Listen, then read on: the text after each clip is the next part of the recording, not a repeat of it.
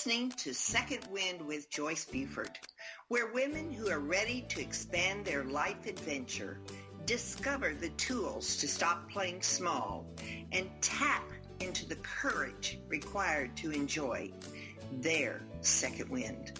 Welcome. Welcome. I'm so glad you're here today. It's always reassuring for me that I know you're out there listening. So I want to really tell you that you're going to love the show today. Now, for those new listeners, I want you to kind of know that Second Wind is all about getting your second wind. Whenever life has knocked you down, whenever you meet a closed door, and whenever you need something to pick you up and move you forward, it's second wind. That's why I created this. I want you first to know who you are. It's so important that you identify who you are, what you like, what you don't like, where you want to be, and who you want to be. Then we can go on to helping you identify through second wind, and the guests that I have will share their stories. And from their stories, like through the generations, stories are the way we change our lives. So that's why you're here today, hopefully, and that's why you'll return. Second wind is all about the experience, but it's up to you to find the connections and the support that you will need to go through your journey. So I'm excited that you're here today, and I want to get started right away with my awesome guest, my delightful, pretty guest. I got to see her picture and get her book, which she graciously sent me. And I am so looking forward to sharing her story with you. Now, Patricia Greenberg is our guest today. She's a best-selling author, nutritionist, chef, fitness expert, mother, and wife. Ushering in the new era of bite-sized livable health, nutrition, and fitness solutions, Patricia Greenberg, the Fitness Gourmet, is an expert in all aspects of living life to the fullest at any age. I love that. As the author of the Eat Well, Live Well, Age Well, she consults and teaches seminars nationwide, with a special interest in enhancing the education of the general public, providing accurate health information to today's consumers. Passionate about wellness for her life, Patricia has completed 20 marathons and 115 half marathons, and loves the sport of, oh, this is just amazing, tower climbing. Am I saying that right? Tower climbing, yes. Mm-hmm. You're unique, my dear, having conquered buildings all over the country. Married with a grown daughter, in her downtime, she is an avid reader and knitter. Welcome, Patricia. Thank you, Joyce. I'm so happy to be here and so happy to meet you. I'm amazed that you have such a diverse background here. I'm kind of like, how in the world did you get toward climbing towers? That's so unique. That is a more recent aspect of my life, but how did we get there? So, little bit of background. I know we talked off air a little bit, but I first started out my career. Let me go back even further. I was a chubby, unathletic child, and I really was Susie Homemaker. I loved everything about. I loved cooking and sewing and playing with my dolls, and that was my thing. Athletics and wellness was not really part of my consciousness at that time. And when I got through high school and started college, I actually was going to become a dentist, and I was taking pre-med at Queens College in New York. And one of the requirements, I think some of you can relate to this, in those days, you had to take a home economics course in order to graduate from college. So I had a choice of, we always joke that it was cooking, sewing, and childcare, which evolved into nutrition, textile studies, and psychology. So I took a nutrition class. I was so enamored. I got straight A's. I switched my major, which added a few years to my college, but it was so well worth it. And then I went on to become a dietitian, a hospital dietitian, evolved into doing food service and menu development for companies and schools, and then went on to teach Oh. nutrition to aspiring chefs and food professionals. And Mm. through that process of learning about nutrition, having to take care of myself, and of course being robust in my 20s and 30s, I took on marathoning running. I remember I was laying on the couch in my apartment in Los Angeles, reading the newspaper, and it said train for the LA Marathon, and it was $50 for 7 months training. And I thought, well, I'm a nutritionist. I go to the gym 3 days a week. This, how hard could this be? And I Right. embarked on the journey, and I ran my first marathon. And I said, I'm never doing that again. That was hard. I was in my mid 30s, and a friend of mine who I trained with after said, let's go and do the New York City Marathon. I said, are you kidding? I'm built like a Mm. cherub. I'm 35 years old. I'm not going to run the New York Marathon. He goes, we probably won't get in, but let's try. Uh-huh. And we did. And this is where I emphasize I was 35 at the time when most people in those days were winding down from a running career. Now, I Right. was not the fastest. I didn't win. But you know what I say? Who cares? I was out there doing it. And it Mm-hmm. became it opened a whole world to me. First of all, I became very fit from running. Mm-hmm. Second of all, I never ran 6 minute or 5 minute miles. I did walk runs, got together with running groups, and we ended up traveling around the country doing half marathons in states all over the nation and different Ah. sporting events. And then at one point, I stumbled upon, again, I have a knack for stumbling upon things and turning them into a life's goals. I saw that they had a competitive tower climb at the Empire State Building. And my Oh. parents, yeah, the Empire State Building, could you imagine? And my parents' office was in there on the 34th floor for 30 years and the building has a very special meaning. And my grandmother and my aunt lived across the street. So I Mm-hmm. grew up going in New York, going to the Empire State Building. Yes. And I looked into it. And at the time, my parents had passed away and I wanted to honor them. And my uncle had multiple myeloma. And I have an uncle who was born developmentally disabled. And the three Mm-hmm. categories of the climb were either be a competitive climber or join the multiple myeloma fundraising team or the Mm-hmm. challenged athletes. And I said, this is so meant to be. It has everything that speaks to my family. Mm-hmm. And when I told people about it, and they go, oh, are you going to wear a harness? And I said, well, I'm not King Kong. I'm not going to be scaling the outside of the building. I'll be climbing the stairs on the inside. And I went to the gym and I went to buildings to climb. And I just kind of catch as catch can, started climbing stairs wherever I could. And then the day came and it was a night run and it was 86 stories. So I climbed the interior with 1,000 other people, the inside of the Empire State Building. I couldn't Mm-hmm. believe I'd done it.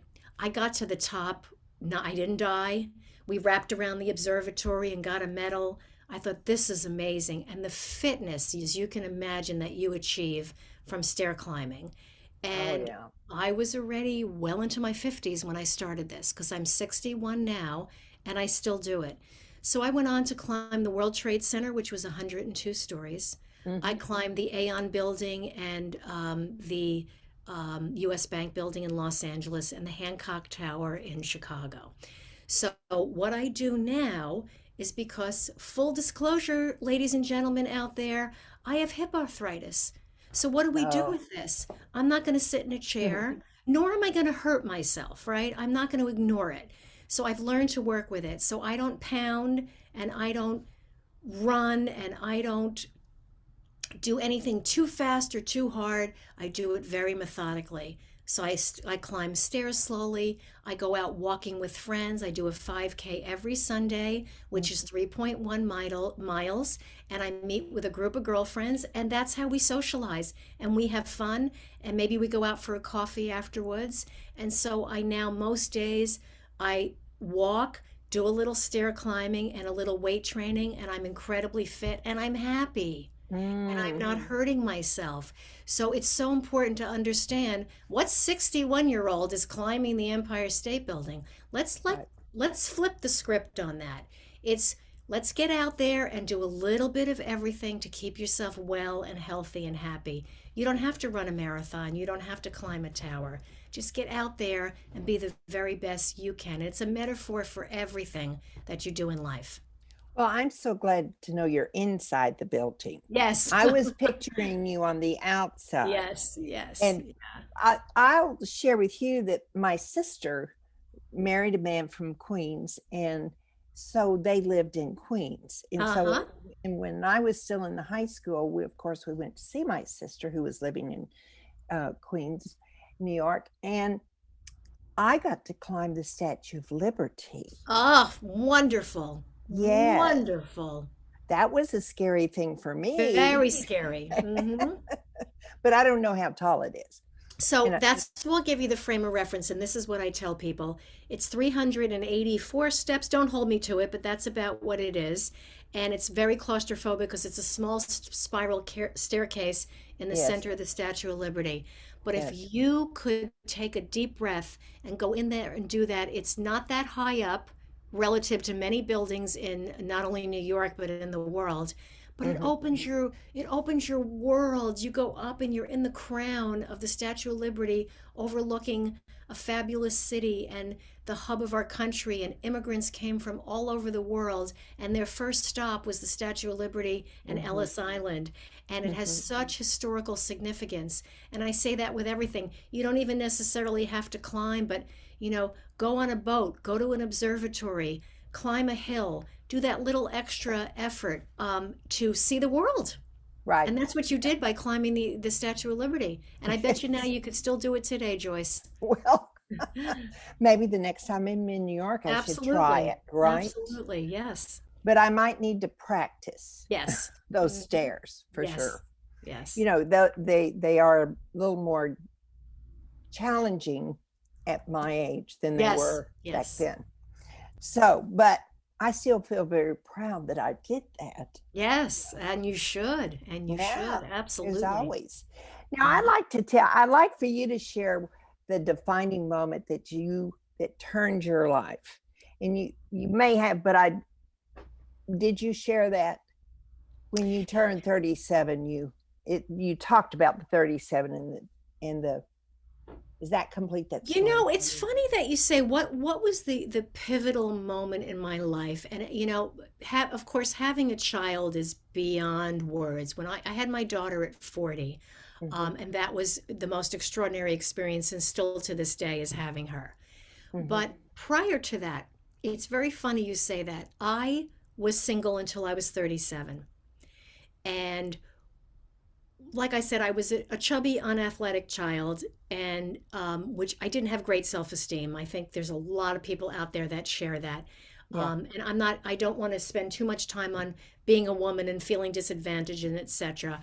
But I had no aspirations for myself compared to the way I'm living my life now. Yeah. And so one of the big moments for me was that I stayed home. I went to school, I stayed home, I stayed nearby, and I decided that I'm going to move away and see the world. And that was a little hard on my parents, but I Hmm. moved to Arizona and I thought I would try that for a while. And then I moved on to California. Um, and Did you funny just enough, pick up and go to Arizona? You didn't no, know well, I anybody? applied to school, to Oh, graduate school. school, Okay. and it was very reasonably priced homes there. So I bought a condominium, and Hmm. I really honed my restaurant and cooking skills there. And then I moved on Wow. to California. I got an opportunity to teach at a school there. But one of the real defining moments in my life is that I was approached by I run in circles with women chefs and teachers, and we Mhm. all kind of know each other and we get together. And I wanted to just write a little pamphlet for my students that was about nutrition because they were getting textbooks and nobody was reading the textbooks and it was really expensive. And I ran it by someone and she says, call this agent. She represents people who do cookbooks and food and that kind of thing. And I called her up and she had no interest in what I was doing. She practically hung up on me. And I told her about what I do, what my degrees were, and where I worked. And she was like, okay, nice talking to you. Three Uh-huh. weeks later, she called me back and she said, there's a major publisher in New York looking for somebody to write a book on vegetarian cuisine based on soy products. And they want Mhm. the person to live in California and have a degree in nutrition. You have all the right stuff. Oh, how And neat. I got a book contract with Random House. Lucky And you. it was the defining moment that me, My nickname in high school was Fatty Patty. You know, kids are mean. And here I am running marathons, living in California, and I just landed a book contract with Random House. It That's made me awesome. feel like I could do absolutely anything in life. And that was a kickoff to starting to feel better about myself, making better Yep. choices with who I surrounded myself with. And at Mhm. that moment, not at that very moment, because I was busy writing a book and getting it out, which turned out to be very successful. And it was really a career definer for many, many years. But right after that, I met my husband and I was able to meet someone who was suited for me and someone that I would really get married to. And we got married and we had my beautiful daughter. And it was just such a catalyst because when you're a teenager or in your 20s and it's not in your mindset, and you think, who gets book contracts with Random House? Who runs Your marathons? Who climbs first the time Empire State? out. These things That's were the amazing. furthest thing from my mind. So Mhm. each thing that was clearly a very eye-opening, defining moment in my life. Yeah. But it made me open to taking more risks. Little things like my husband and I traveled and I did a zip line over the rainforest in Costa Oh, Rica. cool. Like I never in a million years would have jumped on one of those things. That was scary to me. And all the things that I was afraid of throughout my whole life, which I think we still hold near and dear to us. I don't know anybody who's truly fearless, Right. as much as we use that word, but each step, each accomplishment has gotten me to be more fearless, getting Hmm. towards that fearless, or let's say have less fear about things I want to tackle in my life. And Joyce, to be perfectly honest, at 61, there's things I wish I would have done earlier because I'm not so sure I would do at this age. Yes, I totally get that. Yeah. Mhm. Now, when you were so gracious to send me your book, I looked at the table of contents the very first thing, and it was sort of like chapter one is the overview, chapter two is life begins when you live it, and Mhm. I was like, okay, I want to read that one, okay, and I kind of picked around where it it would tie in with me. Yes. And it's just and then I just noticed there's so many of those little tie-ins that I absolutely loved your book. And Thank you. It's the encyclopedia of aging well, I say. You put it it down, come back to is. it, leave it in the bathroom, put it next to your newspaper, Yeah. and just pick up the little tidbits as you go. It's not the kind of book that you might would sit down and do. You could do a full read on it, but keep going back because it's a chock full of information about feeling good about yourself at any age is what I'm really Mhm. trying to encourage, right? Right. Yeah. And you need a reference with this, quite honestly, when you do Yes. get into the aging process, which we all are. But there is something about when you get to 60, it's kind of like the tickles. You're Yes. kind of getting Yes. there. But when you get to 70, you're there. That's And right. people start making decisions about you, Yes. which are not always correct decisions. Absolutely not accurate. I think this is what, can we talk about life begins when you start to live it? Because Please. that I think is the crux of all of it. I'll tell you what, life begins when you start to live it, meaning you take full ownership of your life. Mhm. So, one of the things that I encounter, because my audience, if you will, is the baby boomers, but more the second half of the baby boomers, which are because my husband's a true, he was born in 1946, so he's a baby boomer. I was born in 60, so I'm the second, what they call baby boomer too. And it's that I would like everybody to walk away with this thinking, okay, what can I do to empower myself? So we keep saying, many people say, oh boy, I'm 60. I better start eating well. I better stop drinking so much soda. I better get a good night's sleep. Let me frame this better for you. You are living your life by staying in the moment. So, where are we today? Where are you at today? What do you weigh? How do you feel? Where do you live? What entanglements are you in, good or bad? How are your relationships? And those are the things. Take a pen and a pad of paper. Get off your phone. Get off your laptop. Just sit down and write down, where am I at today and where do I want to be and how do I get there? It doesn't Mhm. matter when you were 30, when you were 40, or when you were a little kid and you were told you have to eat 3 servings of cheese every day in order to be healthy and you have to do A, B, and C to be healthy. Where do I want to be at the end of my life? That's not morbid. That's Hmm. healthy, good planning. I want to be healthy. I want to be rich. I want to be poor. I want to give my kids everything. I want to save my money for myself. I want to be on the beach. I want to be on a mountain. Where is it that you want to be at the end of your life? And let's take today forward and work there. That's living your life and Mm. not allowing anybody else to make that decision for you.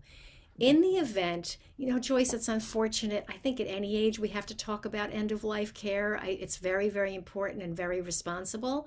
So there is a time, there may come a time when you cannot make decisions for yourself. So write those things down now, what you want, and don't let anyone tell you you should or shouldn't be doing things at 50, 60, 70, and 80.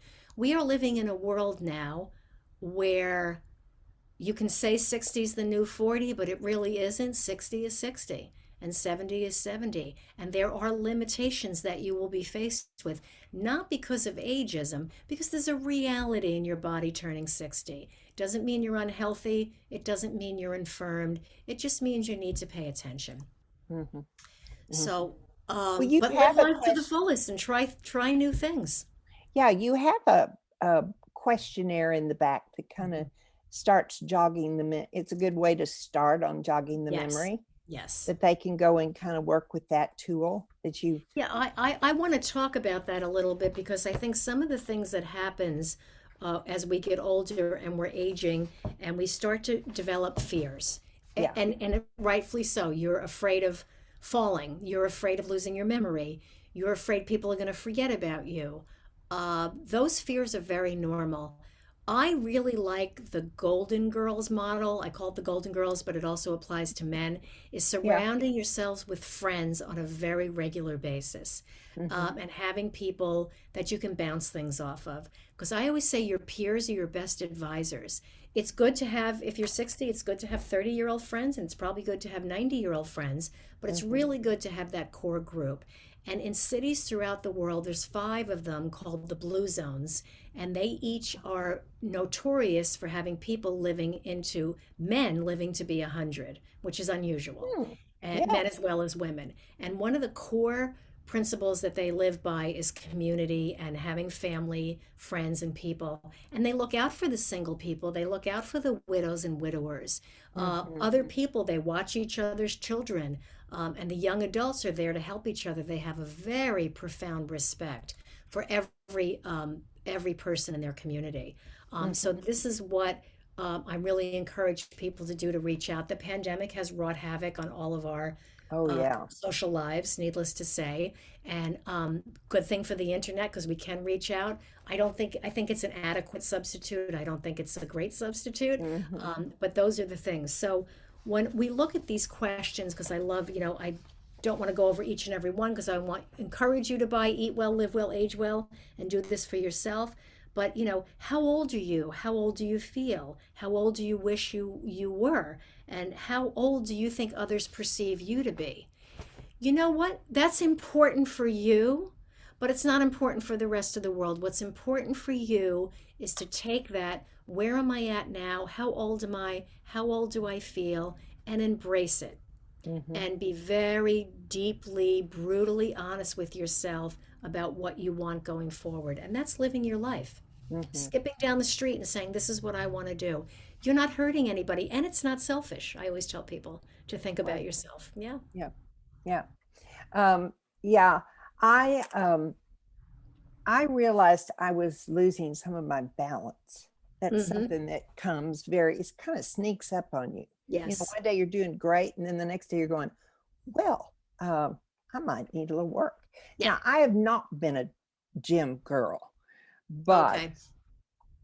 nor was I walking. So I did that because I wanted to do this trip to Scotland. Okay. And I gave myself a goal. And on that trip, we were going to walk up on Sky Island, the store, which is a gentle but straight up walk. Yeah. Yeah. And I realized I couldn't do it. I just wasn't capable. So the good thing is to always put something out, a carrot, so that you can sort of Yes. have a mission. You know, So Joyce, that's so profound that you're saying that, because that is the thing, is to have a goal. And even if it's to just get to the end of your block with your dog, or mhm. or go for a walk, or I always say, I have the 10-minute rule. You can do anything for Yeah, 10 minutes. So just that first step, absolutely. yeah. Can we talk about balance for a second? I Oh, have some sure. very, I'd love to very talk about things that I balance. want to, yeah. So, all roads lead to movement as we age. Hmm. That goes without saying. We need to keep moving as we age. And whatever that means to you, I'm not hardcore about any one thing, but the two things that the best form of fitness, wellness, movement in the world we know now is walking. Hmm. 100%, it's the best thing you can do. And if you think about it, I'll give you the nuts and bolts and the mechanics, but it makes sense. Um, because it improves our strength, our agility, and it certainly contributes to balance. Now, Hmm. when you're walking, it keeps your body upright. And that's the number one thing, is you want to keep your body upright. You do not want to keep your body slumped. Even when you're sitting in a chair or on the couch, don't slump. I'm going to make it, Okay. everybody sits up really straight when I start Yeah. bringing this up. Yes, we're Okay. sitting up now. Comfortable chair, but make sure you're sitting up straight, because it continually maintains the balance.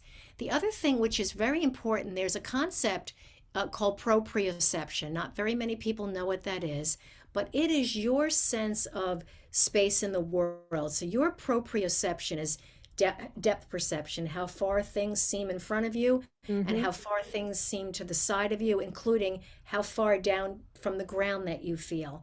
And you see elderly people will reach the curb and step down and fall, or they seem to have to lean on a wall to walk.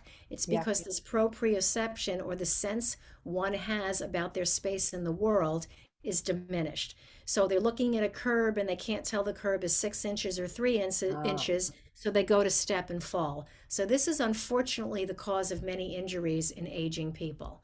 So Hmm. this is truly benefited by walking and by movement of any kind and agility. So I don't want to stick you on an obstacle course, but Joyce, you're mentioning climbing a hill or walking on a trail. That kind of thing really enhances your proprioception, because it forces you to pay attention to how far and how close things are away from you.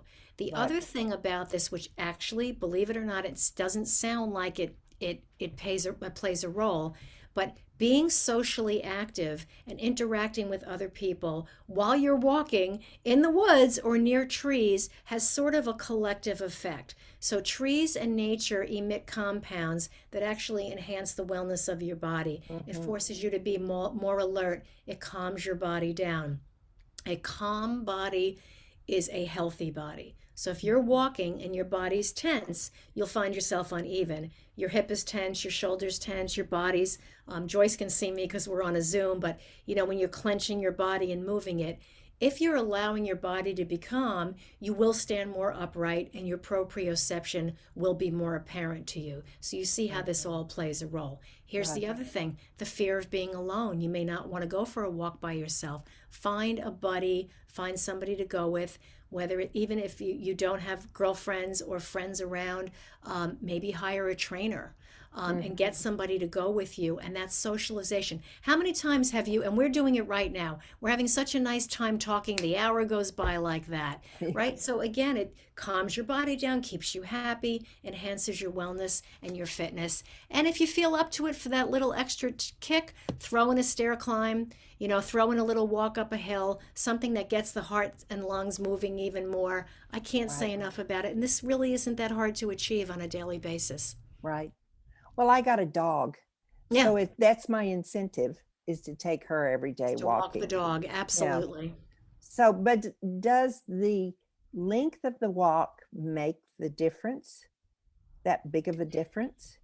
The length of the walk is, I always mention, try to go for a minimum of three 10 to 15-minute walks a day. So you've got Mm, 45 minutes of exercise in for the day. right. And the intensity of the walk does make a difference. But again, pay attention to, are you upright? In other words, are you Yep. walking fast and it's causing you to feel diminished? Or are you walking fast and it's causing you to bend over? Because you do want to work those heart and lungs. So, yes, the Hmm. duration and the intensity absolutely play a role. but don't bite off more than you can chew. Get your Right. heart rate up a little bit. I always say do slow, fast, slow. If Mm-hmm. you're very fit, that's run, walk, run. So run for a minute, walk for a minute, or speed walk for a minute, walk Mm-hmm. slow for a minute, speed walk for a minute, walk slow. You could take a sports watch with you to do that, or just look at your watch. 30 Yeah. seconds, just a little bit of a burst throughout the walking will absolutely Right. help. And I know people that have stayed incredibly fit just from steady walking. They haven't even paid any attention to the speed or the duration. They just out there walking, and Mm-hmm. they feel great. Yeah, Mm. Yeah. Well, the exercise I know is, I not, by the way, I've stayed at the gym, just so you yeah, know that. yeah. I want to tell the teacher here that I'm a good girl. I meant that. Good, good. Yes. So the walking is very important, but um, hit the weights twice a week. Yeah, try to do some resistance training, meaning when I say hit the weights twice a week, try just have around your house 1 pound weights, or even your phone, something that weighs a little bit more. Maybe do a little bit of bicep curls. I do heavy weight training a couple of days a week, but I'm trained and I've been doing it for a very long time. And Yeah. what this does is, again, it puts resistance against your body, which causes your muscles to fight back and grow, and also causes your bones to stay stronger. And that's what we want as we get older. You can do it in a chair. You can take a kitchen towel and hold it in both hands over your head and do just some sort of shoulder lifts with it. Anything that Oh. causes a little resistance against your muscles throughout your whole body. Your stomach and your abdomen tends to get very weak as you age. So Mm-hmm. this any kind of resistance training, standing up and holding weights against your shoulder, lifting them up, will help the whole entire body. Will help your stomach be more upright. These muscles are called erectus, right? That's what because they want to keep you erect and standing up straight. The other Mm-hmm. thing is put your hand against the wall and do knee lifts or leg kicks. That's a Oh. resistance training. You press your arms against the wall, almost like you're doing a push-up. Mm-hmm. Mm-hmm. And again, if you need to sit down to do it, sit in a chair and kick your feet out. So you're doing leg lifts. You could put some ankle weights on. You can use stretch bands. Anything that puts resistance on your body. I know a lot of people, when they go walking, will hold weights in their hand to put a Yes, little I've more resistance against the body while they're walking. right. And everybody knows that the dog is probably one of the best resistance exercise, because they're pulling you and they're dragging you and they're making you look in a number of different directions. So you can really boost your agility with taking the dog out, that's for sure. And Yeah. don't worry about the pace. Just make sure you're out there doing it. Yeah. Well, make it challenges me. Make it challenging. Yes. Yes, Mhm. yes, yes. So as you have here, I'd like to talk just a little bit about this, that another thing that I see, particularly with women that live alone, aren't as engaged in some group Yes. activities, Right. is of course the memory Yeah. that we have, that the challenge. Everybody said that during COVID, they ended up COVID by having the COVID weight gain. So they've Right. all been working. It's like we gave ourselves permission to gain that weight, Right. but now we have to take it off through the exercise. But then there is the memory that is the challenging thing for people that don't interact with the community, and they can get very slow in their thinking process. So how do you have any um, words of wisdom with that, when we notice that we're having trouble with finding our words and so forth? You are bringing up such an important topic. And again, I'm going to sit here as a nutritionist and a wellness advisor saying you need to eat well, you need to exercise, and you need to engage in the world. You are absolutely right. Being alone actually makes you less engaged in the world, which actually has a negative impact on your ability to communicate. Mm-hmm. And it may not be an organic memory loss, it just be you are so out of touch with communicating with other people that you do lose your ability to communicate. This is a very profound thing now I say Oh, post it is. COVID, we're still in it, but people are at least getting out a little bit more. But people Mm-hmm. who stayed home for 2 years and didn't have anybody around them, that decline is real Mhm. and you can get it back. I encourage, of course, playing the word games, and keeping your mind sharp with crossword puzzles and things that actually challenge you. Lots of reading, absolutely. But please find a way to have conversations with other people. Um, Mhm. Find a way that to, if you're doing a hobby and it's something you have to do online, do it while you're interacting. Sign up for a class that's a live class, not a tape class, so you have to talk to other people. And Mhm. get out of your routine. Like I've written a number of cookbooks now, and I've written 4 books, and there's a fifth on the way. Oh, And so I now want to get into creative writing and fiction. It's outside of my wheelhouse because I've been doing cookbooks and self-help books. And so I joined a writing class, and we meet once a week, and we talk about everything. I right. belong to an online book club. So again, I say forced, I'm encouraged to read a book, 1 to 2 books a week minimum. I usually do more because I love reading so much. And then we sit and talk. In one group, we talk about the book for a few minutes, and then we talk about our lives and we engage in what we're going through. And it's so critical. And I encourage people, again, which ties into the fitness, is because when I say fitness, I mean movement, which is good for your body. If you go out to an activity, to a park, I know it's hot right now, and maybe we have to find some creative ways to do this. Just Mhm. saying hi to other people really, really helps and will stunt that cognitive decline. It's proven that loneliness plays a huge role in being alone and not talking to other people in decline of your cognition. Now, I do want to mention the dreaded A word, Alzheimer's versus and dementia versus Yeah. memory loss. We all have come in the house, as I always use this analogy. You come in the house, you put your keys down, you put your phone down, you put your water bottle down, you go in the refrigerator to see what's there for dinner. The phone rings, you pick up the phone, you put the phone down, and you say, okay, wait, where did I put my glasses? I thought I brought the newspaper in when I came in. Where is everything? And maybe you put your phone down in the refrigerator. It's not because Yeah. you're crazy. It's because you were doing too much at once. You opened up the refrigerator, you put the phone down, you grabbed a glass of water, and you discombobulated your space. Mhm. So that's called multitasking. One of the worst things you can do as you age is multitask. You need to Oh. be very conscious to come home, put your keys and your phone and your newspaper down in the same place, then Mhm. walk over, open the refrigerator, have a glass of water, and put it down. Because if you go back and say, I know I came in the house, I know I put the paper down, I put the phone somewhere, but I don't remember, that's normal memory. You Mhm. remember you came in the house, you remember you Right. put your phone down, and you remember you had the newspaper in your hand.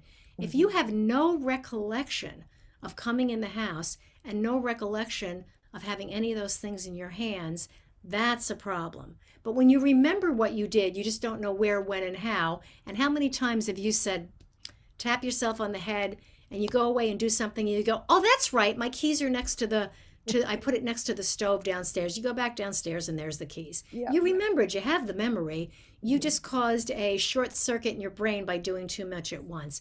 Please don't brag, and please don't look at it as a badge of honor that you're multitasking. It's just something we need to get out of our lives. It's Yeah. not healthy. So when you're reading, turn the TV off.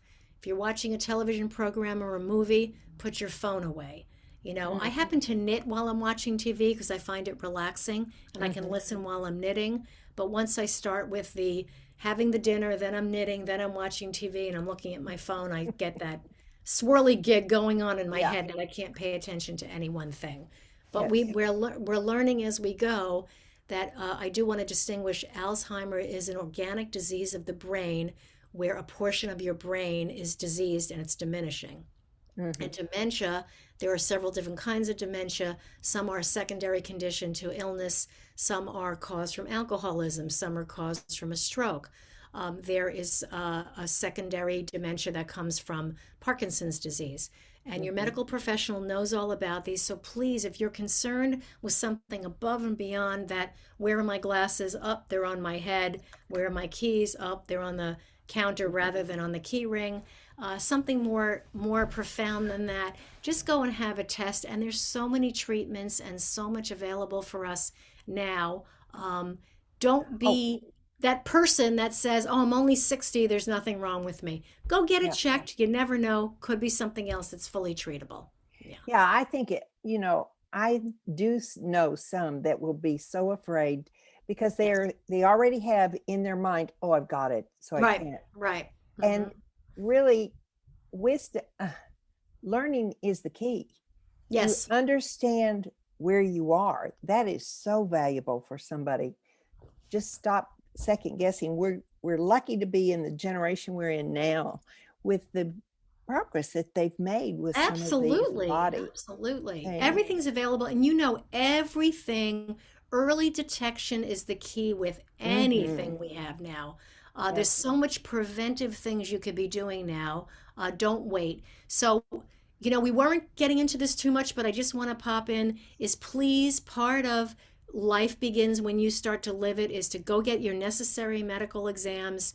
And even if you think something's unnecessary, if you're 65 and over, Medicare will pay for it, and just get it checked. Just get Right. checked out and you can walk away feeling good. And if something's diminished, like your eyesight's diminished, get glasses. Don't Yeah. go around squinting. If you can't hear as well, get the hearing aid. Mhm. Put your hair over it so no one sees it because you're missing out on life. You're missing the milestones of your loved ones and what's going on in the world if you don't put your glasses on, your hearing aids, and so forth. And I say, and get what's good for you. You wouldn't wear somebody else's glasses, right? You wouldn't put on somebody else's shoes. So don't live anybody else's life and don't go by anybody else's advice. Do Mhm. what's good for you. Yeah. Hard Yeah. thing to swallow in our generation, but that's the truth. It is. And you get to this age, you get the cataracts keep popping Yes. up, and Yes. it's a process of the Yes. aging. It's not Yes. telling you anything except this is just what eyes do. That's Maybe. right. Know what you're going to be faced with. And I've an entire section in the Oh, book called that's right. You Physiology of Aging. do. Right. And you can look up absolutely everything, why and how we don't know quite why we age. There's two theories about it. One is that you just keep replicating cells until they no longer, work Mhm. anymore. And another theory is that, you have a God-given lifespan and you go and you go. But either Mhm. one, you still should have a quality life and live life to the fullest every day. Yeah. Well, Patricia, you know what I'm going to say. It's coming to the end of our time. Oh, And I don't yeah. want this. We could go on for another 30 minutes for sure. So we'll do it again. We'll have Yes, another we will. show. I Yeah. think we do. But I really do encourage my listeners out there to get your book. It's a wonderful reference book. There are so many different things that you crossed and explained in this book. I look forward to spending some time with it. And they can get this book on Amazon, all the places, Yeah. correct? Yeah. Right. Yes. Eat Well, Live Well, Age Well on Amazon. And you can go to my website, www.eatwelllivewellagewell.com. And if anybody has any more questions, you're welcome to email me at that website as well, eatwelllivewellagewell.com, for more information. And hopefully I'll have some more books out and more information as we go. Joyce, thanks Well, a million for having me. It's been such a lovely time spent with you.